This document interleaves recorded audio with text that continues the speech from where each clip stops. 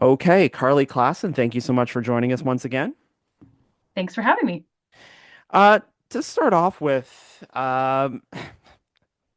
it's complicated, the budget, of course, but I mean, it's been about a week since that document has dropped. I know that a lot of counselors are balancing, work and family and other commitments and stuff. It's a big thing to go through, but I mean, where we're sitting today, almost a week till that first budget meeting and having had it for a week, what are some of your initial thoughts about the challenges council is facing in 2026 money wise? Yeah, thank you. I think overall we're really balancing affordability right now. I think that it's a really challenging time with housing costs and just general cost of living. I think that life is a lot more expensive than it used to be. Even, I was thinking about myself, like coming out of university and like how I got my start and how little rent I paid. I was having this conversation the other day. I think I was paying like $250 for my first room. I shared for like a couple months, but then I had like an upgrade to another room. It was like $300. And I'm like, that just would not exist today. It would be a very different scenario. And also to put it into perspective, like I don't think minimum wage has really changed uh, in the same way that our costs have gone up. So that's a major consideration for me. Now, of course, not everybody has the same considerations, but we have to think about everyone as we make our decisions. So I am balancing the reality of affordability. However, there's a lot of services that are extremely important when we're balancing affordability in our communities. Um, you know, Everything from transit to things like for me, like the Guelph Tool Library. We have a lot of stuff in this world, but if we have one place where you can rent it, and lots of people can share in the same resources, I think that this is actually a service that helps with affordability. And so when I'm looking at the budget and when I've put in my, my wish list of things, and when I'm using my, my lens of like who lives in Ward 2 and who am I representing here in Guelph, not just in Ward 2, but across the city, of course. Um, that's what I'm thinking about. I'm thinking about, how do we make this a great place for everyone to live in? Um, you know, Affordability is definitely at the top of my concerns right now. Um, and that said, the process that I'm going through with this budget is, of course, like I'll review everything pretty in depth. We've got some great tools too and supports that the city provides us with. And then we also, we want to listen through the lens of what's happening in the community too. And that's something that we're doing all year long. So it's challenging to find those balances between, like livability and affordability. Like you want like things that are important for different people to be in that budget, right? And then yeah, it's going to be an interesting month, I think, as we get into budget. But so far, I mean, um, it's the beginning. I'm gonna leave it at that. There's always going to be a number of items that come up that we have to have good discussions about Right. around the table. I want to get to the community in a second because I hear mixed things. Let's put it that way, because I've been at a couple of town halls in the last few weeks. Yeah. But I want to talk about sort of like the evolution of the budget, because especially during your term, your first term, which is, you come in, it's the first time the council's doing like this 4-year multi-year budget thing. Then the Ontario government introduces strong mayor powers. It completely upends how you do the budget. Affordability becomes a crunch, and Mayor Guthrie starts saying like, got to find efficiencies and we got to do deferrals because he's focusing on that affordability piece. And the challenges seem to mount up, mount up, mount up. And here we are in 2026. Should also add last budget before an election. But the Of course. it just, we've kind of gone back. We started the term with this new system, like we're going to be so forward thinking with our fiscal management, and now it seems like we're backwards to like if we can just get through this year, maybe things will be better next year, fiscally speaking. Yeah, I think you bring up some really good points there. I mean, I think the idea of the multi-year budget for me is also that we can have a really good lens on projects that need to happen and that we kind of need to save for. We like there's big things out there, that are coming that we can't just do in, 1 year cycles. Like that's not how a city gets built. There's just I guess my fear, and you've alluded to it, is, you know, short-sighted thinking. Mm, When we keep pushing things, what do we lose out to? But also by not thinking in, to go back, yeah, it's been a bit challenging. It's the budget. I've always said to people that budget is the most challenging time of year for me. And I can't, and I know that other people might have different perspectives, but I think it matters from a few different perspectives, because I think that there's also you don't want to have the perception of like, oh, constantly increasing the budget, but in reality, like, as we kind of shift in this current climate, like there's a lot of changes that are happening, and so you have to be also a bit ready to change your path and to mm, adjust to what's happening. You don't want to be stuck, especially if if things are in crisis, you don't want to necessarily, keep going down a path that seems like it's not working. Um, all this to say, so going back to like the Doug Ford changes and making it the mayor's budget, I don't I don't want to say like I dislike it. I think maybe that's no, I do. I dislike it. I think I dislike it. I've always been pretty clear about that. And I'm not trying to offend anyone or hurt anybody's feelings, but as a city councilor, we all represent, we are all elected to represent the people in our communities. And so the process felt a bit different from, we went from like, okay, we're going to do strat planning. We've invested all of this energy and time into, like, what our vision is, and then staff like kind of built the budgets around that. And it did have like higher percentage increases year over year. It did. um, and then it shifted to the mayor's budget, and then it was like, how do you influence that? So it's like, you went from being like listened to and like having that opportunity to, like, gather the community together as a counselor, to like, okay, well, we can still do that, but then we have to like also, make sure that this is the mayor's priority too. Now, I, mm. I want to say, like, Cam has like been listening, and I went to him, several months ago, and I had like a list of things, like a preliminary list of things that I was like, I had questions about, and I always have an ongoing list of projects and things that are impacted by budget. And again, they're not necessarily going to fall, like the project, like, the capital costs or the operational dollars might not fall in 2026, but they might be somewhere down the line. So I do kind of have that list going. Mm. But a lot of it's been a lot of changes, and so we're navigating process changes. We're navigating, you know, with the election on January 20, like, in January, south of the border, things shifted around, right? The tone has shifted around. Tariffs have kind of like destabilized things. And this is just like what we're talking about on the surface. And then Right. what's happening in Guelph too. It's impacting what's happening in Guelph as well. So we do have to be mindful of that as we're planning, and thinking through this process. But overall, I would say that, um, I want to make sure that, like, regardless of what the process is or what's being dictated at the provincial level, that we're representing the people who live in our community. Right. I will navigate whatever complicated process there is, because I really want to make sure that people's voices are being brought to the table. That's it. And it like, processes aside, like, I mean, shifting power, like, I think that there's still ways of influencing over time.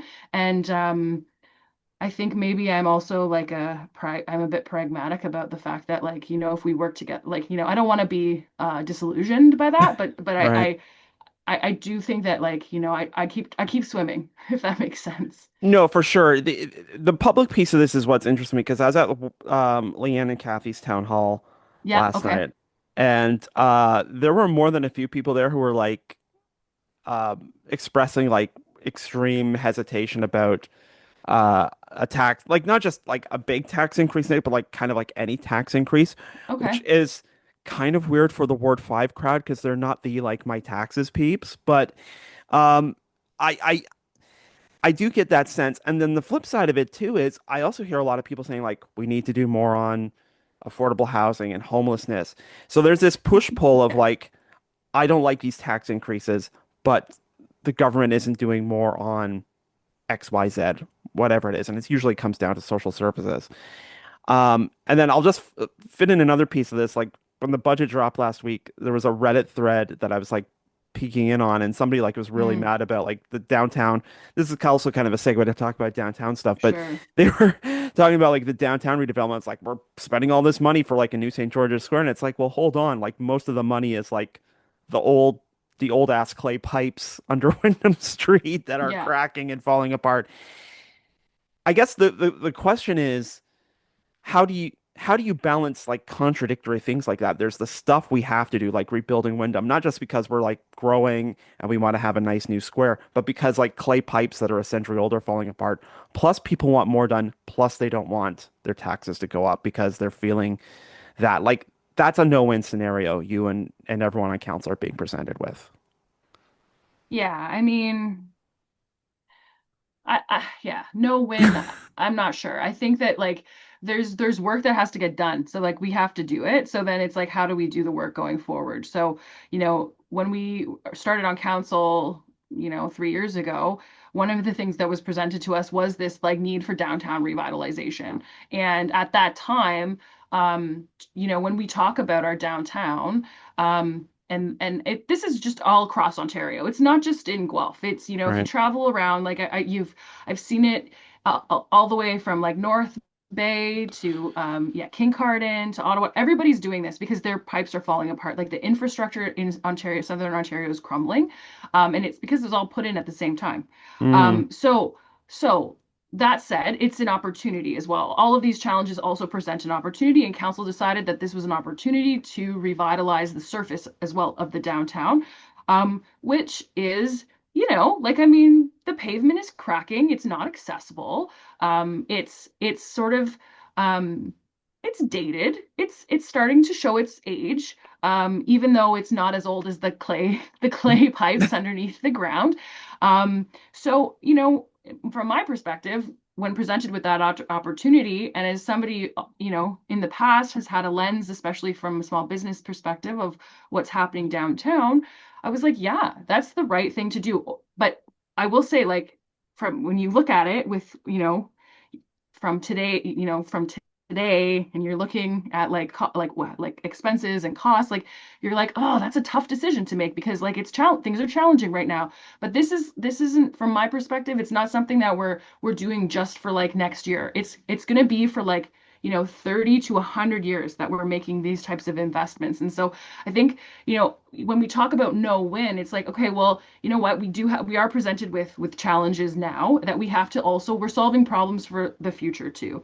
Um, and I know in politics that's like it's a challenging thing to balance, right? Because I mean, you've got to think about like, yeah, like, what's important like right now, but then also like, how are people going to be living in Guelph in 30 years from now? mm, Um, and so one of the things for me is like looking at that downtown as an opportunity as an economic driver. Like people go down there, they, it's also it's where people congregate. There's events, there's things that happen down there. It is the center of town, and if you look at other countries and how they're evolving too, like I mean, this type of revitalization is happening.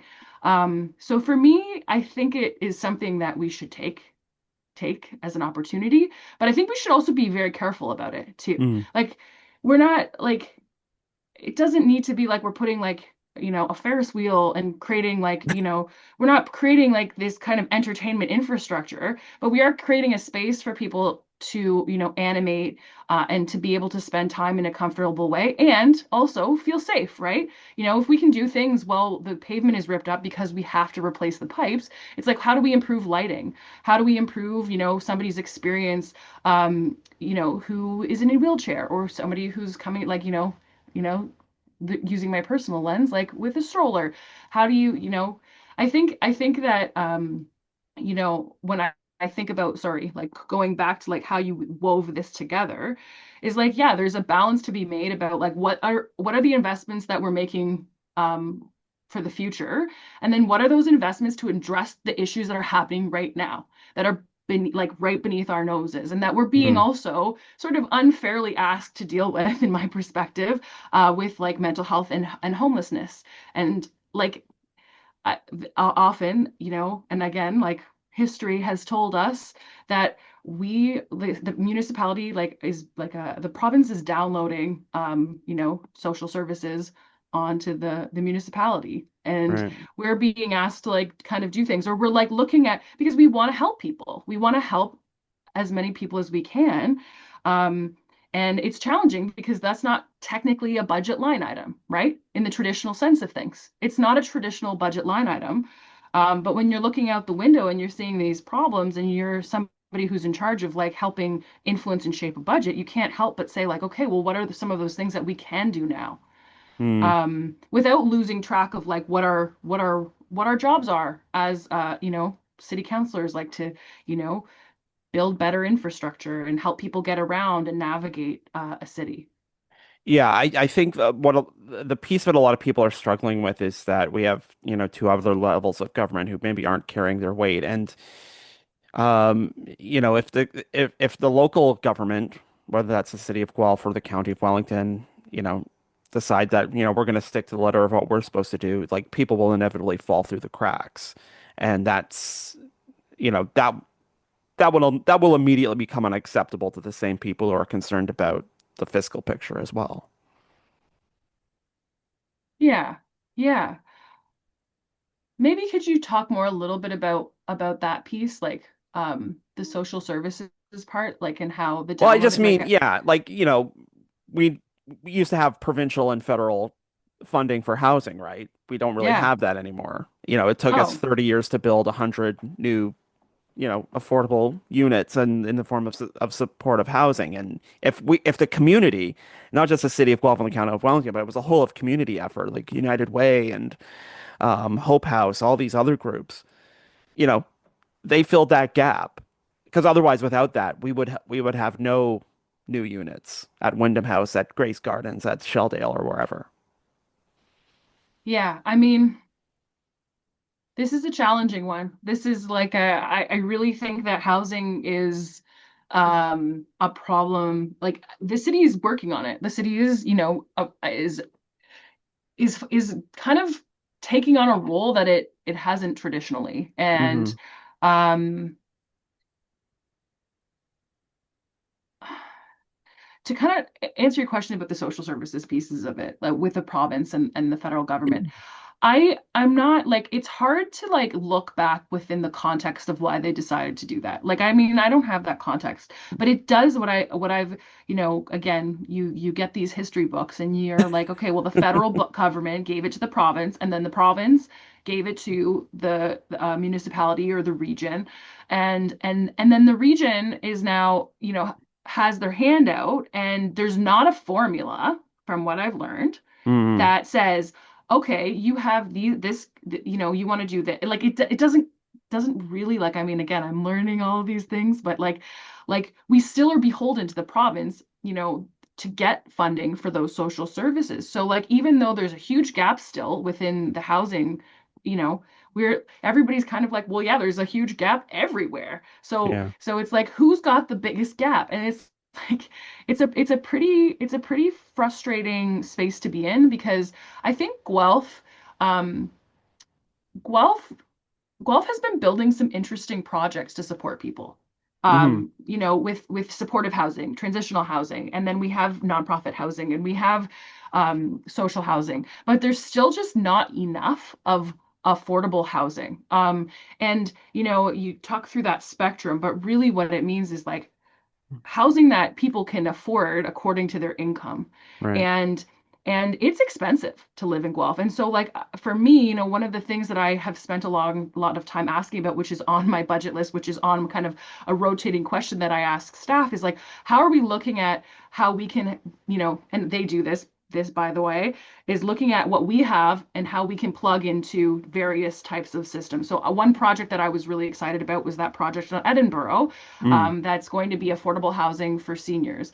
And we're working with Threshold, did an RFP, to pitch that project, and they won it, and now we're gonna get like I think 12 units. So that thinking, when I think about like budget and I think about the challenges in our community, and I think like how can the city, what role the city has to play in that, is like I think that's the perfect answer, is like how are we like also working with community nonprofits, so organizations that don't stand to make millions of dollars on housing, and empowering them to do this type of work. That's I think how we and also like how do we bolster and stay connected. And I know our social services community is very connected, and they do talk to each other, so that that when there are moments where things like break or slip, that they hopefully are able to like support each other and catch each other. I think that's a huge um um like we have to be doing that. Right. um like there's no question for me. And then of course like yeah, like this has been a 3-year lesson of uh you know municipalities are creatures of the province. um Yeah. For all of us, yeah. and it's I got told that like I remember I called up a former I was at school at Carleton, and I phoned up he was a city councillor in Ottawa, and I called him up and I was like, tell me what it's like, give me your advice. And that's like one of the pieces. He was like, just remember, municipalities are creatures of the province. And so I again it's been a lesson in that.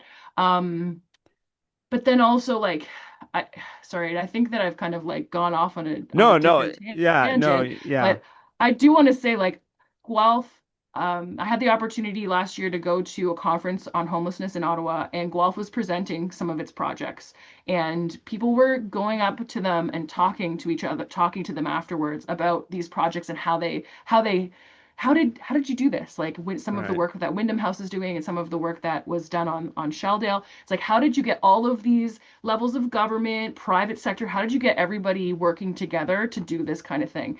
Right. And so when I think about sort of that again, budget, Right. uh, solving problems. It's like, how do we get more of that, those smart people that we have in our community? How do we get them working on these problems and supporting them with funds for their projects? Or if it's not funds, land, for example. Right. I think, if we continue to work on the solutions in smart ways, um, we can find resources to make it work. But I think that's like that's definitely these. We're gonna have to be very, very careful about how we work on projects. For Um, sure. I think that's sort of like um, the environment that we're living in, is like how are we being careful to ensure that we are effective with the work that we're doing, to be successful, not us, Right. to make sure that people are safe and they have a place to live, and that they have opportunities to be healthy. I was hoping we'd have some time to talk about your elect respect pledge that you're bringing to council next week. But I'm going to ask you a short question that invites a short answer, which is it a tacit admission that you're thinking about re-election next year? Oh, that's so funny. Somebody else brought that up when I brought it forward, and I hadn't put that link together, but I will say yes. I am. However, That's not why I brought it forward. That uh, it wasn't the reason why I brought it forward, if that makes Fair, sense. fair enough. Fair enough. I just wanted to But point I that will out. say, like, Yeah. as a woman, as a mom in politics, now a mom in politics, and looking through it, as looking to like other women or racialized people or members of the LGBTQ plus community, I I think that feeling safe to run, Mm, knowing the dialogue that's out there, um, I think that like I would want to hear something like this if I wasn't a returning counselor sure. trying to get reelected. Uh, it the like I read an article the other day in I'll pull it up because I don't want to, it's not my idea, but it was somebody else's idea that made me think about this elect respect, and it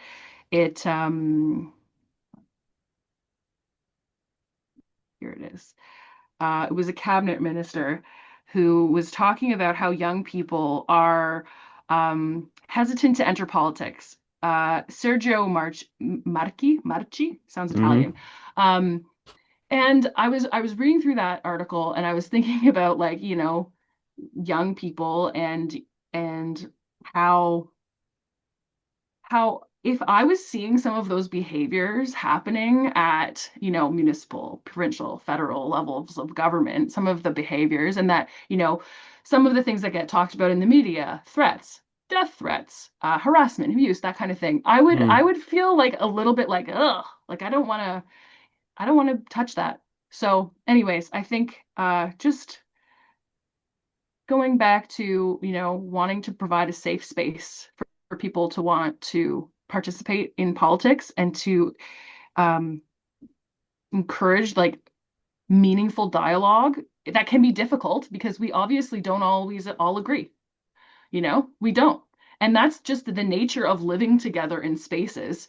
But I think that there's a way to do that that is both respectful, and also like accepting that, we can't always agree on things, but we can still talk. We don't have to like, you don't have to start attacking people or othering them because you don't agree with their perspective. Hmm. There's space for different perspectives, and I think that's all part of wanting to live in a healthy democracy, is to respectfully disagree without turning it into an unsafe space.